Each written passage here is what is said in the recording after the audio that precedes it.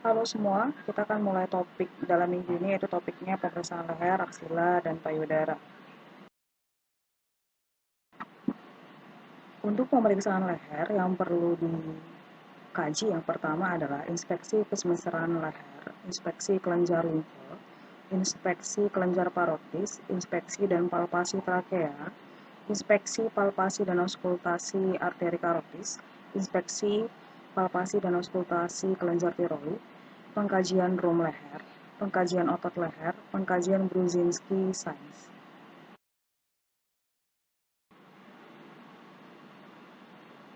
Untuk pemeriksaan leher, cara pemeriksaan. Posisikan klien duduk menghadap pemeriksa. Inspeksi kesimetrisan leher dengan posisi pasien sedikit menghadap. Hasil yang ditemukan untuk pemeriksaan leher, normalnya simetris bilateral, otot trapezius, dan sternocleidomastoideus, dan tidak ada luka. Abnormal, adanya bekas luka, dan ketidaksimetrisan dapat disebabkan oleh pembengkakan. Pada slide ini, coba diperhatikan, ada hasil abnormal inspeksi leher, berupa pembengkakan di bagian leher. Nah, ada yang dikatakan kista, brachial self kista. Kista itu adalah benjolan di bawah kulit yang berisi cairan udara atau zat padat seperti rambut. Nah, yang kedua itu ada gambar goiter, atau orang awam dikatakan itu adalah gondok. Nah, ini adalah kondisi ketika terdapat benjolan di leher akibat kelenjar tiroid yang membesar. Yang ketiga, itu ada abses, submandibular abses. Nah, ini merupakan sekumpulan nanah yang terkumpul di satu titik pada bagian tubuh tertentu. Nah, kalau di abses submandibular, itu terbentuk di dalam ruang potensial di antara fasia leher sebagai akibat perjalanan infeksi dari berbagai sumber seperti gigi, mulut, tenggorok, sinus paranasal, telinga tengah, dan leher. Pemeriksaan leher selanjutnya yaitu pada nodus limfe. Nah, cara pemeriksaannya, posisikan klien duduk, kemudian berdirilah di depan klien, inspeksi adanya pembesaran nodus limfe. Yang ketiga, palpasi area nodus limfe dengan tekanan yang lembut pada kepala dan leher. Perhatikan adanya pembengkakan atau inflamasi.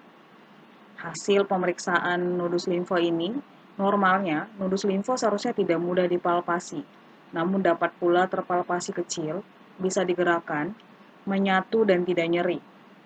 Abnormalnya, ada temuan limfo yang mengalami pembesaran, itu diameternya lebih kurang adalah 1 cm, keras, nyeri, panas, atau sulit digerakkan dapat ditemukan pada klien dengan tuberkulosis, kelenjar, leukemia, limfoma maligna, AIDS, transfusi darah, dan penyakit kronis. Pada slide ini, coba diperhatikan, ini ada gambar untuk letak nodus limfe untuk di bagian kepala dan leher. Ini jelas posisi-posisinya ya. Yang pertama ada di preaurikular, kemudian di retroaurikular. Ini tepat di bagian depan telinga dan di belakang dan di sepanjang daun telinga. Kemudian pada bagian rahang itu juga ada nodus limfe, itu dikatakan di bagian submandibular, kemudian di submental. Kemudian di sepanjang otot sternocleidomastoideus itu dikatakan dia deep cervical lymph nodes. Kemudian di bagian occipital juga ada, kemudian di bagian posterior triangle of the neck, kemudian di bagian klavikula itu ada di supraclavicular dan infraclavicular. Jadi dari gambar ini cukup jelas untuk menjelaskan posisi nodus limfe. Untuk di slide ini ada cara palpasi nodus limfe. Boleh dilihat di YouTube bagaimana cara untuk melakukan palpasi pada bagian nodus limfe. Berikut contoh pembesaran nodus limfe. Nah, di gambar cukup jelas bagaimana pembesaran nodus limfe. Jadi waktu inspeksi juga akan kelihatan terjadi pembesaran nodus limfe. Dan begitu juga dengan dipalpasi. Pemeriksaan leher selanjutnya yaitu kelenjar parotis. Nah, untuk cara pemeriksaan kelenjar parotis, yang pertama, posisikan klien duduk. Kemudian berdiri di depan klien.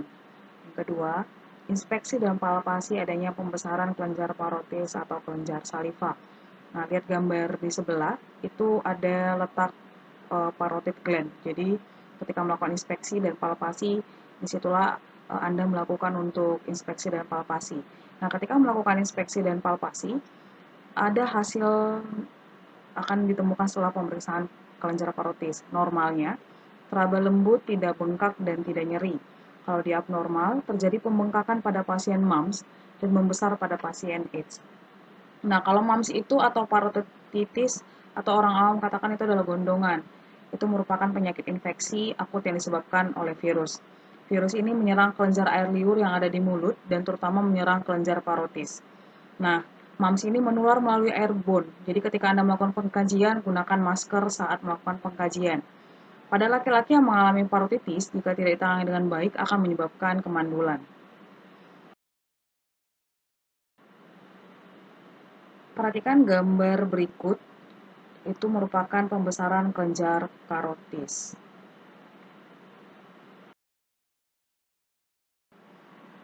Selanjutnya kita lanjut ke pemeriksaan leher, yaitu trakea. Cara pemeriksaannya, posisikan klien sedikit fleksi, semivolar atau duduk. Anda berdiri di depan klien. Yang kedua, inspeksi dan palpasi trakea klien. Letakkan jari telunjuk Anda di sternal notch, tekan agak dalam. Spasi kedua, sisi harus simetris. Minta klien untuk menelan air. Nah, untuk teknik palpasinya silakan perhatikan di gambar yang telah ditampilkan di slide. Nah, hasil pemeriksaan trakea normal, tidak ada deviasi, berada pada midline. Abnormal, akan dijumpai deviasi trakea karena massa leher atau pneumotoraks. Selanjutnya kita masuk ke pemeriksaan arteri karotis. Nah, cara pemeriksaannya, posisikan klien duduk tegak, kemudian Anda berdiri di depan klien. Yang kedua, inspeksi dan palpasi arteri karotis kanan dan kiri. Nah, pada kasus henti jantung, Anda palpasi satu persatu maksimal 10 detik. Hindari palpasi kedua arteri secara bersamaan karena dapat menghalangi aliran darah ke otak. Yang ketiga, gunakan bel stetoskop untuk mengauskultasi arteri. Nah, auskultasi di sini dilakukan agar dapat mendeteksi suara bruit pada arteri karotis. Hasil yang dijumpai ketika melakukan pemeriksaan pada arteri karotis, normalnya teraba lembut dan kuat apabila dipalpasi. Nah, abnormal akan terdengar bruit karotis ketika dilakukan auskultasi. Yang perlu Anda ketahui, palpasi arteri karotis itu bertujuan untuk mengevaluasi sirkulasi arteri. Berikut gambar untuk teknik palpasi dan auskultasi. Silakan perhatikan penggunaan stetoskop untuk auskultasi. Lihat bagian mana yang digunakan ketika melakukan auskultasi pada arteri karotis. Kemudian lihat di gambar A juga, untuk teknik palpasi menggunakan jari. Bagaimana tekniknya, silakan Anda perhatikan dengan baik. Pemeriksaan kelenjar tiroid. Cara pemeriksaannya posterior. Yang pertama, posisikan klien duduk tegak dan nyaman. Anda berdiri di belakang klien. Posisikan kepala klien agak ke depan dan ke kanan. Gunakan jari-jari tangan kiri Anda untuk menekan trakea ke kanan. Kemudian, lengkungkan jari-jari kanan di antara trakea dan otot sternomastoid. Tarik sedikit dan minta klien untuk minum air. Tiroid akan bergerak ke bawah jari-jari dengan trakea dan laring ketika klien menelan.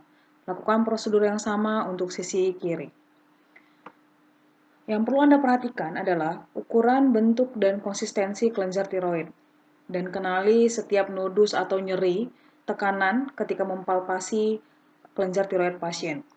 Jika kelenjar tiroid membesar, lakukan auskultasi dengan stetoskop pada kedua lobus lateralis untuk mendengarkan suara bruit, bunyi yang serupa dengan bising jantung, tetapi bukan berasal dari jantung. Untuk lebih jelasnya, silakan Anda perhatikan gambar yang ditampilkan di slide untuk teknik mempalpasi kelenjar tiroid. Cara pemeriksaan kelenjar tiroid selanjutnya adalah cara pemeriksaan anterior. Pertama, posisikan klien duduk tegak dan nyaman. Anda berdiri di depan klien, posisikan kepala klien ke depan dan ke kanan. Yang kedua, gunakan ibu jari kanan Anda untuk sedikit memindahkan trakea ke kanan klien. Kaitkan ibu jari dan jari kiri di sekitar otot sternomastoid. Minta klien untuk menelan air. Pembesaran kelenjar dapat dirasakan saat klien menelan. Nah, lebih jelas lihat untuk dari gambar di slide yang ditampilkan, teknik mempalpasi atau teknik cara pemeriksaan anterior dari depan untuk kelenjar tiroid.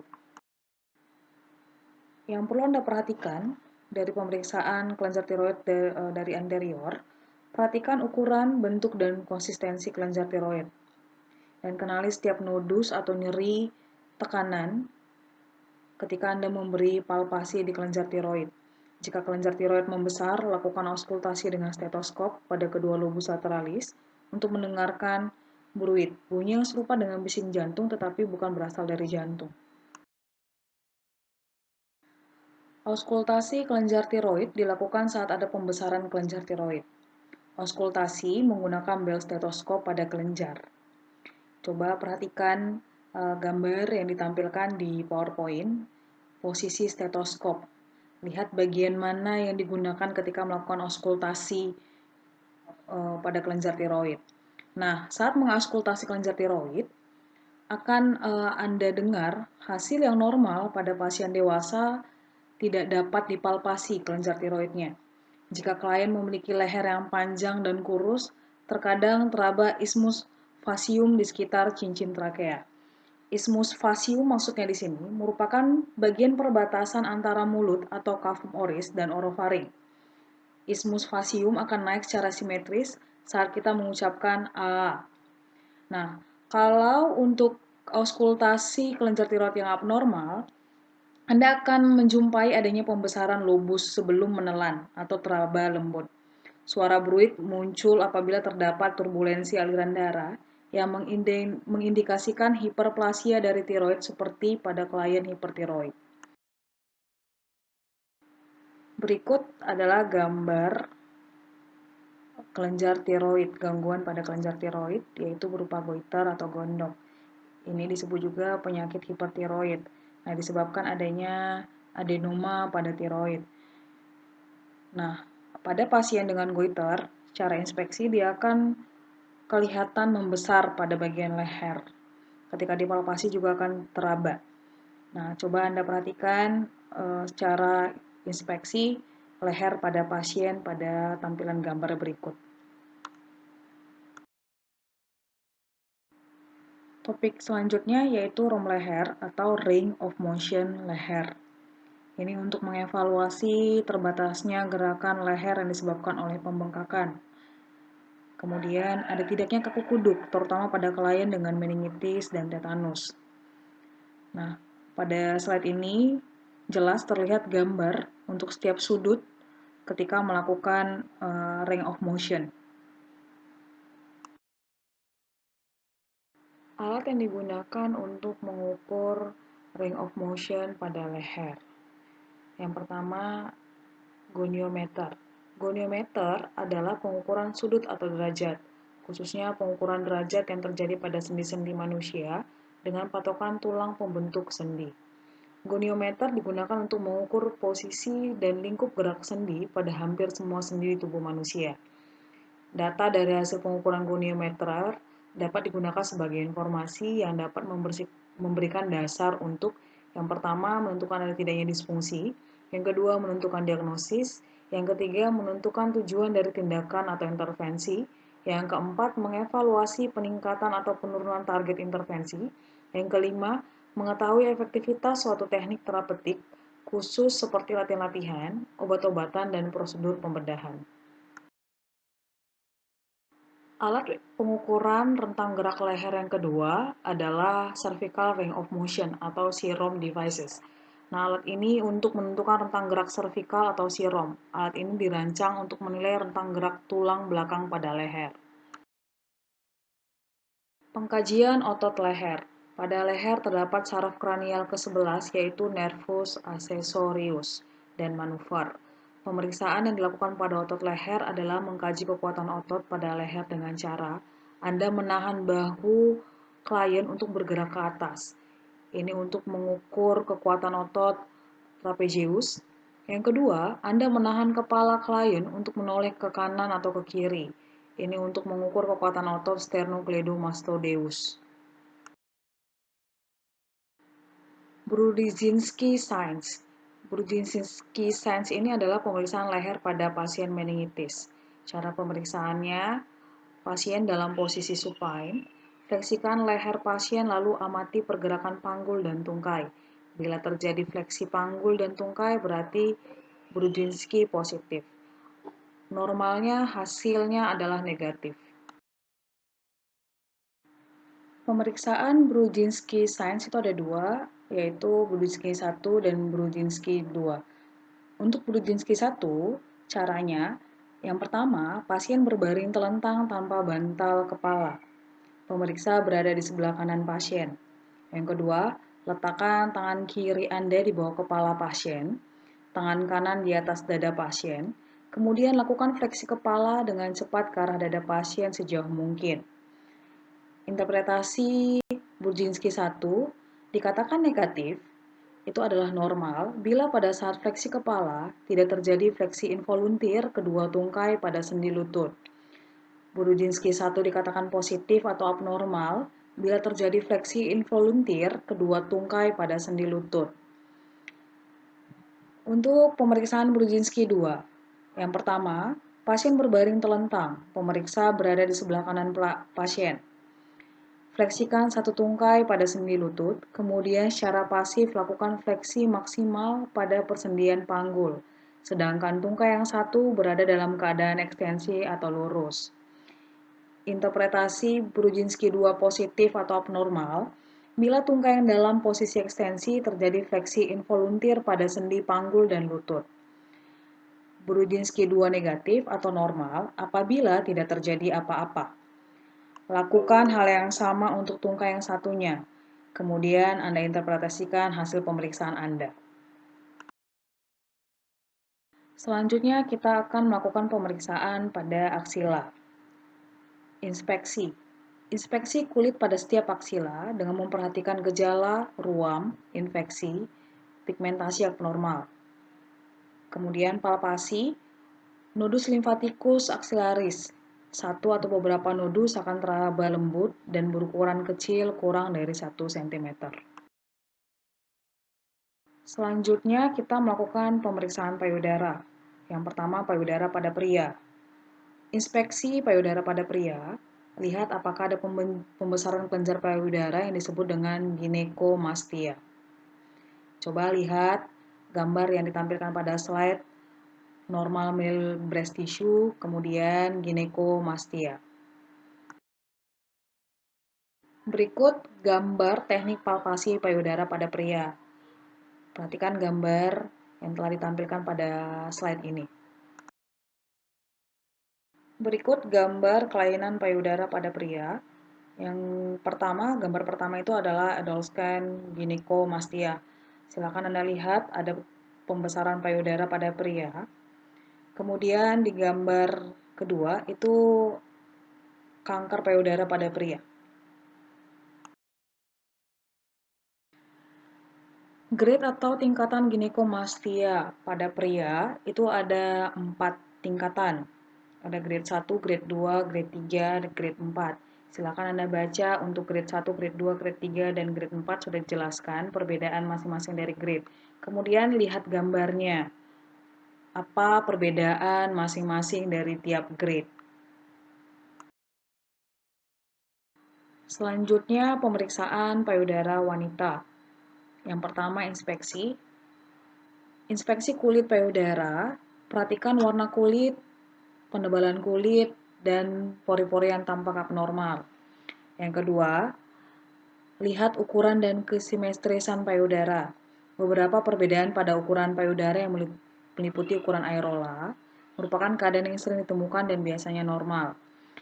Kemudian kontur payudara seperti massa, cekungan atau dimpling, atau pendataran. Bandingkan payudara yang satu dengan yang lainnya. Kemudian karakteristik nipple yang meliputi ukuran dan bentuknya. Perhatikan juga ruam atau aselasi.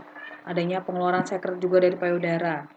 Kemudian retraksi manuver dengan cara mengangkat kedua tangan ke atas kepala. Lihat, normalnya kedua payudara akan berpindah secara bersamaan. Palpasi payudara wanita. Pada saat melakukan palpasi, perhatikan bagaimana konsistensi jaringan, ada tidaknya nyeri tekan, ada tidaknya nodul, lokasi nodul, bentuk nodul, ukuran nodul, dan konsistensi nodul, nodul berbatas tegas atau tidak. Kemudian elastisitas papila atau nipple. Gambar berikut merupakan temuan normal pada saat inspeksi payudara wanita. Gambar berikut merupakan temuan normal pada saat inspeksi payudara wanita. Gambar A, lengan di atas kepala. Gambar B, lengan di samping tubuh. Gambar C, lengan di pinggang. Gambar D, sedikit membungkuk ke depan. Selanjutnya, palpasi payudara wanita. Teknik pemeriksaan palpasi payudara ada 3 teknik. Yang pertama, arah radier, yaitu seperti jeruji dari tengah ke arah perifer pada seluruh lapang payudara. Yang kedua, teknik sirkuler. Teknik ini dari lateral atas dari tiap payudara melingkar searah jarum jam ke arah dalam sampai ke tengah, dilakukan dengan tekanan yang ringan.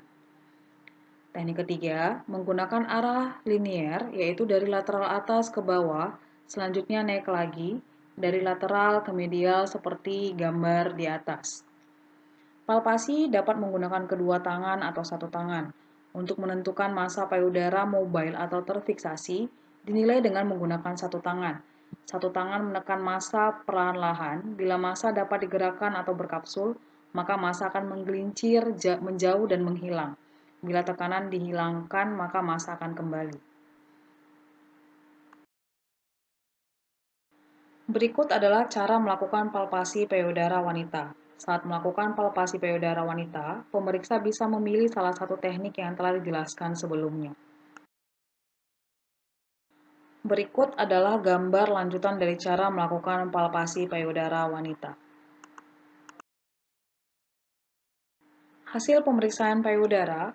Bila dari pemeriksaan palpasi payudara didapatkan nodul, maka hal-hal yang perlu didokumentasikan adalah yang pertama, letak lesi yang dilaporkan sesuai dengan kuadran payudara. Yang kedua, jumlah nodul. Apakah nodul tunggal atau multiple? Bagaimana hubungan antara nodul, soliter atau menyatu? Yang ketiga, sensitivitas. Apakah nodul nyeri bila ditekan? Yang keempat, konsistensi nodul. Keras seperti batu, kenyal, lunak, atau kistik. Yang kelima, fiksasi pada dinding dada. Apakah melekat pada dinding dada atau dapat digerakkan dari dinding dada? Yang keenam, fiksasi pada kulit. Apakah nodul menginfiltrasi atau bahkan menembus kulit? Yang ketujuh, adakah perubahan warna kulit? Yang kedelapan, adakah perubahan suhu kulit di atas nodul dibandingkan suhu kulit di daerah sekitarnya? Yang kesembilan, apakah disertai adanya nodul pada limfonodi aksila dan supraclavicularis?